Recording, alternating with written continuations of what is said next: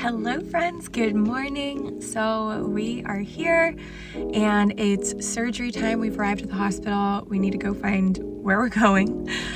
So I will keep you posted on I don't know that we'll be able to see much because last time they put like a plaster around it. I washed my hair this morning so that I can have fresh hair for the next, at least hopefully, couple of days. As it was a little bit harder to wash my hair with it. So I have no idea. I'm sure she will. It's not actually my surgeon. My surgeon called me up yesterday and he said that it is another surgeon today, but he will still be my point of contact moving forward, which is great because he was amazing. And yeah, so this is what it currently looks like. It's been healing really well, which is awesome because I have been actually able to sleep on it. But now I'm like, oh, I'm not going to be able to sleep on it again. But it's a small price to pay to be cancer-free. So let's get going.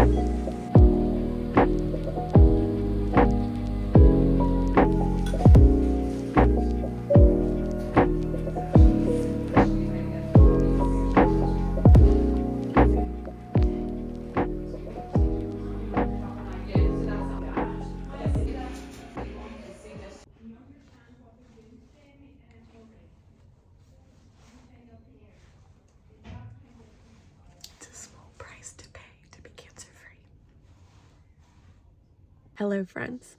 So I've had a bit of time, which is good.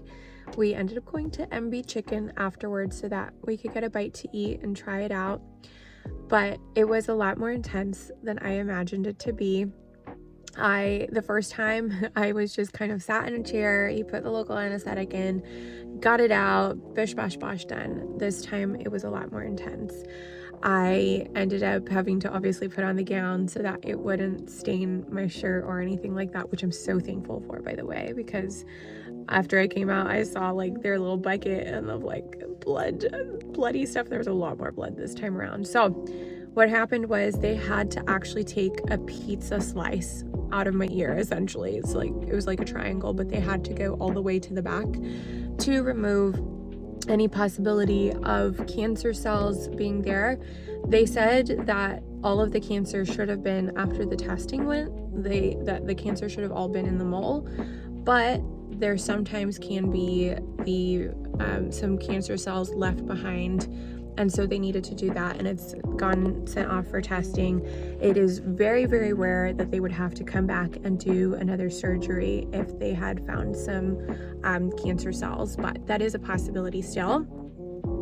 So when I got in, they explained it all to me. There was the surgeon and there was 3 different nurses, so automatically it just felt a lot more intense. They were all in their scrubs. It was like a proper room, and yeah, it's like an operation room. It was in the theater, as they call it, different to my version of what theater is. Unless I guess they got entertainment from their operation theater. But yeah, so then I ended up getting like covered all the way up to here. They put some like one of those scrub things over my head as well. Then they had to put something over my eyes because of the intense light coming into my ear, to my face. And then yeah, it was so then she actually had to take out the glue, and I think she had to take out the stitches before as well. So it felt, and that was before the local anesthetic, so that felt a little bit intense at first. So they kept keeping me company and just asking me a lot of questions, and I asked them a lot of questions, just conversation basically, which was really nice. And then they also had, so because it felt a lot more intense, they had like the thing to check my blood pressure and stuff. I think I saw 100 beats per minute and maybe dropping down to like 90 beats per minute or something. I don't know, it could have dropped further, but because it was so intense, I was just like, I think it just didn't really feel real until it got to that moment, you know, because it's kind of hard to feel real until you're in that moment and you're like, okay, this is like a proper legit surgery. This isn't just, so I was just feeling a little bit intense. Like it was just a bit intense. So my adrenaline was high. It was just felt a lot more tense. But the ladies did amazing. They did so well. They made me feel really, really comfortable, which was amazing. It was just more the fact that I guess I just didn't really expect to feel like that. And so the first look at my ear, and then I'll pop up, I asked them, I was like, can you take a video or a picture before you put on like the plaster over it? So they did, which was nice. And that's kind of how my ear is gonna look. I thought, you know what, it doesn't matter, it's gonna be fine. Who cares that it's kind of like not looking the same and whatever. But then I actually had to look at it and I was like, oh. But it's not that they didn't do a good job, it's just, you know, sometimes I guess you just don't really expect it yourself to feel weird about it, and weird about the fact, because you can tell when you look at me like this, so I'm just looking at myself, you can tell this is my bigger ear and then this is now smaller. So here's a close-up of it. As you can see, they did a beautiful, wonderful job. It's just the fact that it's not my ear anymore, but like I said, it's a small price to pay to be cancer-free, of which I'm just so grateful for. And obviously moving forward 4 to 6 weeks from now, I'm gonna get the results again, and hopefully that'll be me completely cancer-free. And every 3 months we're gonna check on my lymph nodes, and they also told me to like check it now, get familiar with my lumps and everything to make sure that, you know, I know what it feels like, so that in case I see anything and feel anything strange, I can just call them, go right back, and then yeah. But we're believing, thank you Jesus, that it's gonna be fine. And yeah, I think it's just one of those things, isn't it? It's a little bit like, oh, I didn't expect that, but you know what? I'm just so grateful. I want to always look at this and think this is just the mercy of God. He has been so good in not allowing it to spread. Even if it did spread, it doesn't change his goodness, but I'm thankful that I got pushed into getting it sorted quickly. And I'm just so thankful for that. If I hadn't had sent it to the skin specialist before, I wouldn't have had the urgency. It could have grown.